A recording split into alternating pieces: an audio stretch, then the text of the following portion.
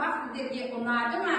Балалар, бүгін қазір алдарыңызда да бар, сіздердің алдарыңызда да бар. Бұл не балалар? Барлығы Instagram бүгінгі сабақ сіздерге ұнаса, лайк басамыз.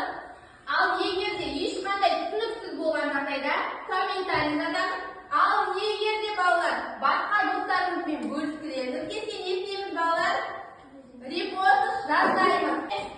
Видео түсірмесіңдер. Бұны балалар сұрайды ғой, яғни рефлексия бұл сабақтың аяқ сағаты.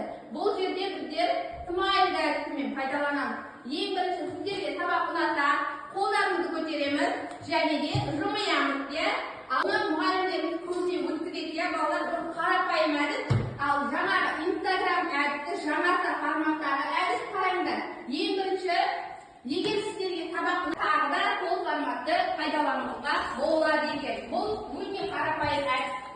Енді мына әдіс, яғни мен сіздерге қазір беремін да сабақ өткіземін. Сабақ өткізгеннен кейін мен тәрбие сағатын өткізейін, ашық сабағын өткізейін. Сол кезде мұғалімдердің барлығы барады да, болмаса балалардың барлығы барады да, дәл осындай қолдарыңызды көрсетесіздер. Мүлт арқылы өзінің пікірін білдіруде бол. Сіздердің алдарыңызда балалар қараңыздар, барлығы бар.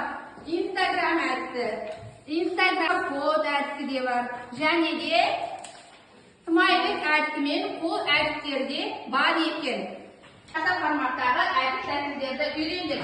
Жаңа форматтағы әдіс тәсіл дегенде балалар, қазір бізде жасанды интеллектіде пайдалануға рефлексияны не екенін үйрендіңіздер, қалай кері байланыс жасау керек екенін үйрендіңіздер.